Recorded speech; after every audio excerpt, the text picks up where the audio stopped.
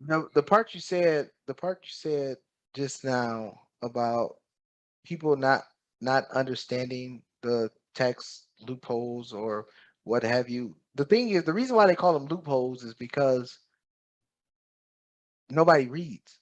That's like Right. the forgotten art in America. It's not a loophole.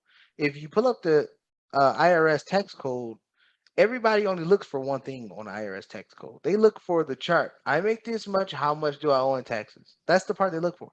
But if they look at the rest of the IRS tax code, it say if you do X, you don't have to pay taxes or little to no taxes. I'm not gonna say none, but little to no taxes. But people don't look at that. It's not a loophole. It's in the law. The law Hmm. said, hey, if you do this, this, and when it comes to 401k, 401k comes out pre-tax. That means it comes out before your money is taxed, so it shows you make a less amount because, of course, the government is going to tax you on the lump sum when you take it out, when you're 59 and a half or 65 or whenever you take it out. That's why it works. It's not a thing, but the question I have is everybody's sitting here thinking like, oh well, yeah, it's easy for Alex to say go invest, you know, the max, not the match, the max, because he has it. How did you get to that point where you were able to invest the max? Because I know you didn't just, hey, I'm a billionaire trillionaire, here go the max. So how did you get to that point?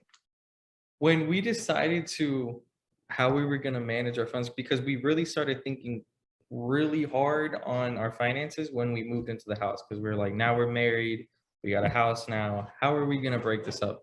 And we 100% agreed upon combining our finances. Now we have separate bank accounts, but we combine it together, and then we have a joint account in our brokerage account, but direct deposit goes to like separate banks, and then we just kind of put it all together. So Mhm.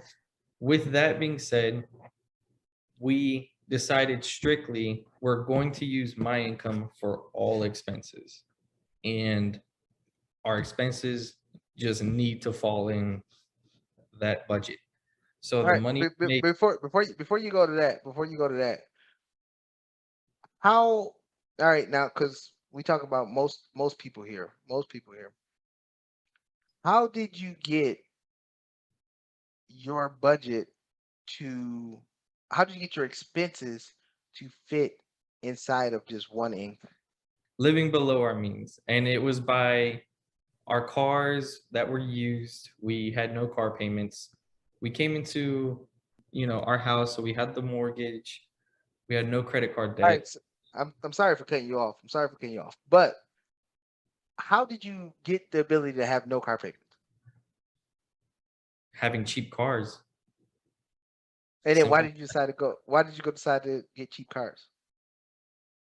Because it just took us from point A to point B. At that time, we weren't doing anything extravagant with our cars. We live in Central Florida, and we were just kind of staying in that area. So, not going a long distance or using it for work or nothing, we didn't need anything huge or glamorous. And to us, it wasn't really even that attractive to get a brand new car.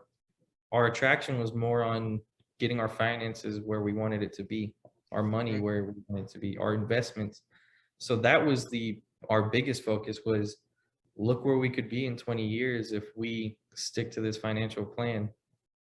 To have cars was only going to be a setback because that would be having a car payment would be money taken out of our monthly investments basically. And It'd be a liability. the car thing, yeah, the car thing was just not an interest at all. But going into it, I mean, we didn't have extra expenses, so we said, okay, just having the mortgage, lights, utilities, food, let's keep it like this. And then if we want stuff, if we want nice furniture, I mean, you remember the yellow sofa we had that just looked horrible, and we had that thing for we had that thing for like we Yeah, we uh, I remember. we I got it from remember. a great family member who gave it to us, and we had that thing for like almost 2 years or 2 years. And then when we got our new sofa, we didn't even we spent, and I'll say the amount, we spent $780 And it was because we looked at the best discount rate we could get. And then, of course, you know me, I was looking into like, okay, can I write this off? Can I, how can I Right, get this? right, right, right. So we spent, but we only spent $780. And a lot of people, you'll hear them spending thousands on furniture, and that's not us. If, for our bedroom furniture or dining table, because obviously you need to furnish a house, but those things we spent like $500-600 on for the whole bedroom set, for the dining table, and it was buying it used, but not extremely used, because obviously you want something cleaner. But finding we it was a family friend who had just bought it, and then they were moving to another house, and they're like, "Hey, we'll just get rid of it. We'll sell it to you guys if you want." Right. So we And not to wait, not to cut you off, but you brought up a good point of you saying a house, it needs to be furnished. And I agree with you 100%.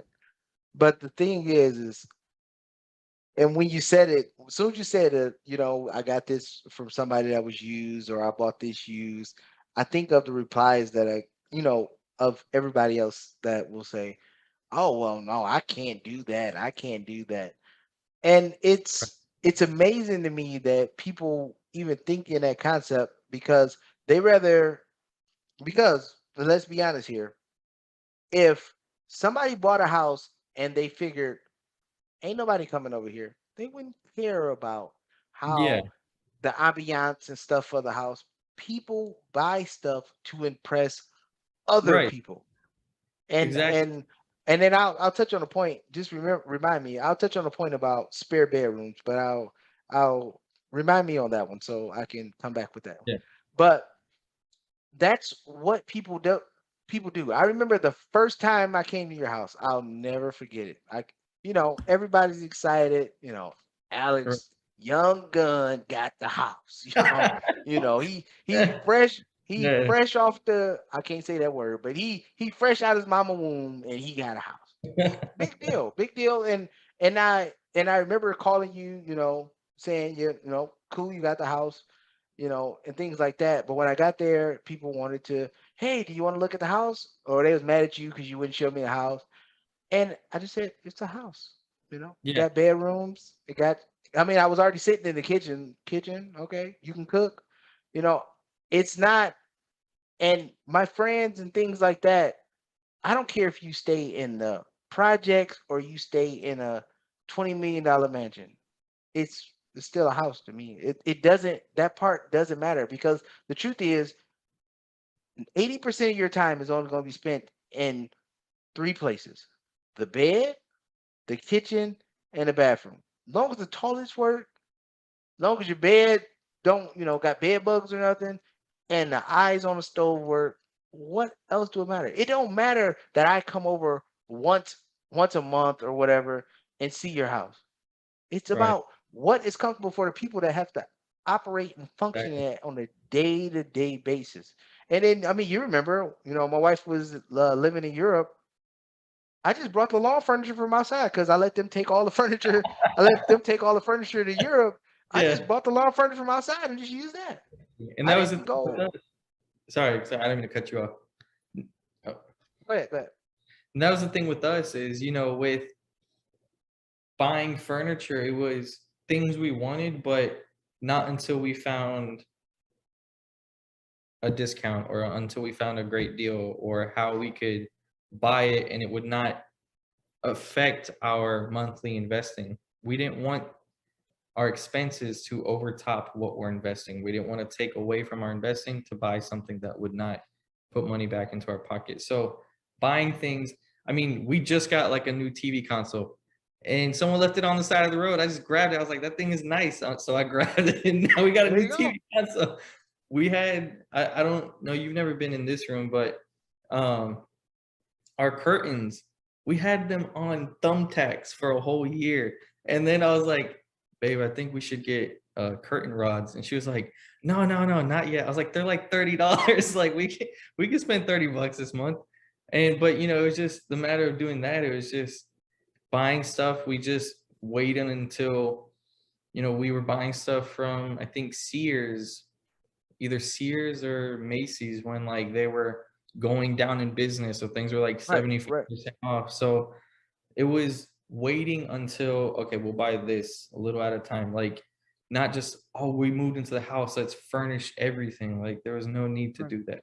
Yeah, it's no need at all. It and again, like I told you before, and we talked about it in previous videos, when I built the house in Texas, and it still make me cringe every time I think about it, and then didn't have a job and stuff like that.